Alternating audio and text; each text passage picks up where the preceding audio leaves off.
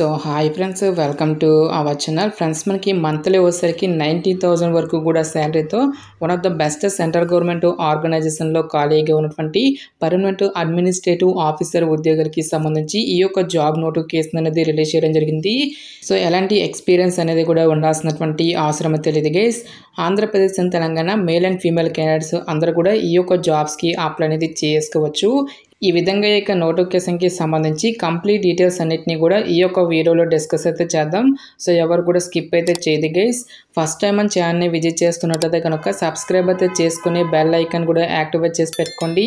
ఇంకా ఎవరైనా వీడియోని లైక్ చేయనట్లయితే కనుక డెఫినెట్గా వీడియోని లైక్ చేసేటువంటి ప్రయత్నం అయితే చేయండి guys. Okay, let's start the video. First of all ఈ యొక్క పోస్ట్లకి సంబంధించి ఇంపార్టెంట్ డేట్స్ విషయానికి వచ్చేట్లయితే కనుక సో మనకి ఇవాళ నుంచి కూడా అప్లికేషన్ ప్రాసెస్ అనేది స్టార్ట్ కావడం జరిగింది. ఇక లాస్ట్ డేట్ విషయానికి వచ్చేట్లయితే కనుక జూలై 3 వరకు కూడా ఈ యొక్క రిక్రూట్మెంట్కి ఆన్లైన్లో అప్లికేషన్స్ అనేవి సబ్మిట్ అయితే చేసుకోవాల్సి అయితే ఉంటుంది.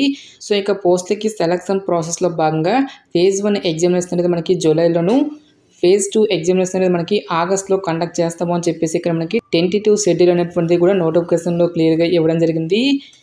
సో ఇక నోటిఫికేషన్కి ఎవరెవరు అప్లై చేసుకోవచ్చు అని చూసుకున్నట్లయితే కనుక ఆల్ ఇండియా నేషనల్ సిటిజన్స్ అందరికీ కూడా మనకి ఈక్వల్ ఛాన్స్ అనేవి ఇవ్వడం జరిగింది కాబట్టి సో మీరు ఏ స్టేట్కి చెందిన వారైనా సరే ఈ యొక్క జాబ్స్కి అప్లై అనేది చేసుకోవచ్చు గైస్.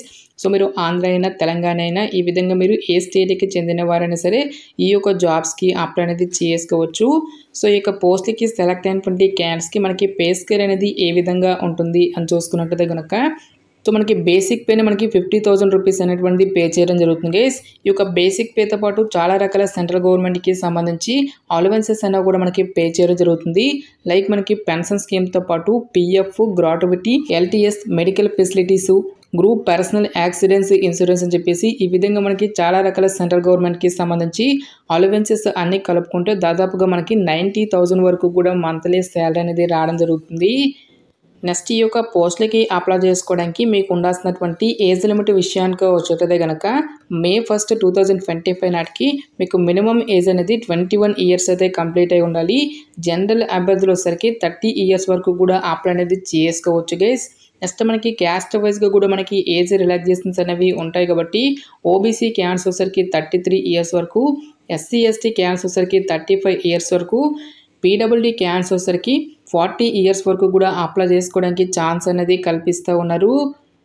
సో పోస్టుల వారిగా వేకెన్సీస్కి సంబంధించిన డీటెయిల్స్ కనుక చూసుకున్నట్లయితే కనుక ఈ యొక్క నోటిఫికేషన్ ద్వారా మనకి డిఫరెంట్ డిసిప్లిన్స్లలో ఖాళీగా ఉన్నటువంటి పర్మనెంట్ అడ్మినిస్ట్రేటివ్ ఆఫీసర్ ఉద్యోగాలకి సంబంధించి ఈ యొక్క జాబ్ నోటిఫికేషన్ అనేది రిలీజ్ చేయడం జరిగింది. సో ఇక్కడ మనకి ఏ డిసిప్లిన్స్లో మనకి ఎన్నెన్ని వేకెన్సీ అనేవి కేటాయించినటువంటి డీటెయిల్స్తో పాటు ఏ క్యాస్ట్ వరకు మనకి ఎన్నెన్ని వేకెన్సీ అనేవి కేటాయించినటువంటి కంప్లీట్ డీటెయిల్స్ అన్నింటినీ కూడా మనకి ఇక్కడ జాబ్ డీటెయిల్స్లోనే క్లియర్గా మెన్షన్ చేయడం జరిగింది. అన్ని క్యాస్ట్ల వరకు కూడా వేకెన్సీ అనేవి కేటాయించడం జరిగింది గైస్. లైక్ మనకి general, OBC, SC, ST, EWS అని చెప్పేసి ఈ విధంగా మనకి ప్రతి ఒక్క కేటగిరీతో పాటుగా ఇంక్లూడింగ్ మనకి పీడబ్ల్యూడీ క్యాండిడేట్స్కి కూడా సపరేట్గా మనకి వేకెన్సీ అనేవి కేటాయించడం జరిగింది. నెక్స్ట్ మనకి ఓపెన్ కేటగిరీలో కూడా మనకి వేకెన్సీ అనేవి కేటాయించారు కాబట్టి ఈ యొక్క విభాగంలో ఉన్నటువంటి పోస్టులకి మీరు ఏ క్యాస్ట్కి చెందిన వారైనా సరే అప్లై అనేది చేసుకోవచ్చు. నెక్స్ట్ ఈ యొక్క పోస్టులకి సంబంధించి అప్లికేషన్ ప్రాసెస్ విషయానికి వచ్చేట్లయితే కనుక ఓన్లీ ఆన్లైన్లోనే అప్లై చేసుకోవాల్సి అయితే ఉంటుంది.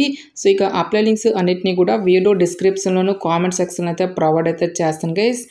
నెక్స్ట్ ఈ యొక్క పోస్టులకి సంబంధించి అప్లికేషన్ ఫీజుకి సంబంధించిన డీటెయిల్స్ కనుక చూసుకున్నట్లయితే కనుక ఎస్సీ, ఎస్టీ, పీడబ్ల్యూడీ క్యాండిడేట్స్ ఎవరైతే ఉంటారో ఈ యొక్క క్యాండిడేట్స్ వచ్చేసరికి ఓన్లీ 250 రూపీస్ అప్లికేషన్ ఫీజుతో పాటు ప్లస్ జీఎస్టీ ఛార్జెస్ అనేవి కూడా మీరు పే చేస్తే సరిపోతుంది. సో రిమైనింగ్ కేటగిరీకి చెందినటువంటి క్యాండిడేట్స్ అందరూ కూడా 1000 రూపీస్తో పాటుగా ప్లస్ జీఎస్టీ ఛార్జెస్ అనేవి కూడా మీరు ఆన్లైన్లో పే చేయాల్సి అయితే ఉంటుంది.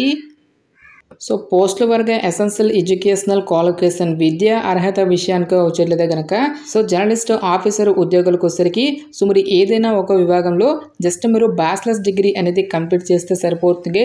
ఈ యొక్క జాబ్స్కి మనము అప్లై అనేది చేసుకోవచ్చు. మినిమం 60% ఆఫ్ మార్క్స్తో మీరు డిగ్రీ కానీ పీజీ అనేటువంటి దాన్ని మీరు ఎనీ స్ట్రీమ్లో పాస్ అయినా సరే ఈ యొక్క జాబ్స్కి అప్లై అనేది చేసుకోవచ్చు.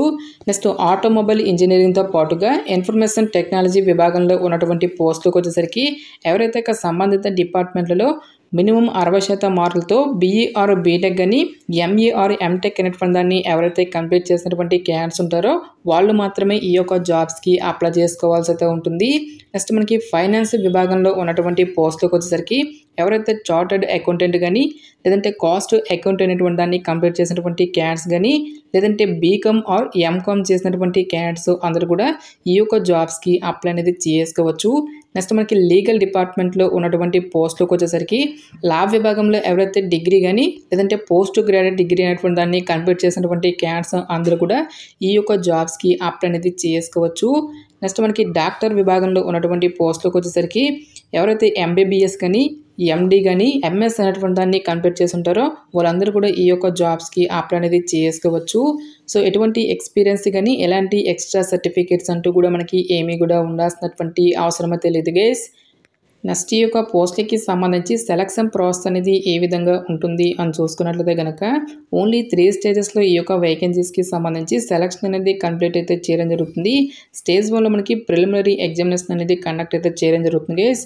సో ఇక ప్రిలిమినరీ ఎగ్జామినేషన్కి సంబంధించి డీటెయిల్ సిలబస్ కనుక చూసుకున్నట్లయితే కనుక English language, reasoning ability, quantitative aptitude అనేటువంటి ఈ యొక్క పర్టికులర్ టాపిక్స్ నుంచి 100 నెంబర్ ఆఫ్ క్వశ్చన్స్ అనేవి అడగడం జరుగుతుంది. 100 మార్క్స్ టోటల్గా మనకి 1 అవర్ పాటు కూడా మనకి ఇక ఎగ్జామినేషన్ అనేది కండక్ట్ అయితే చేయడం జరుగుతుంది గైస్. సో ఇక్కడ మనకి సెక్షనల్ వైజ్గా మనకి ఇక్కడ టైమింగ్ అనేటువంటిది కూడా నోటిఫికేషన్లో ఇవ్వడం జరిగింది.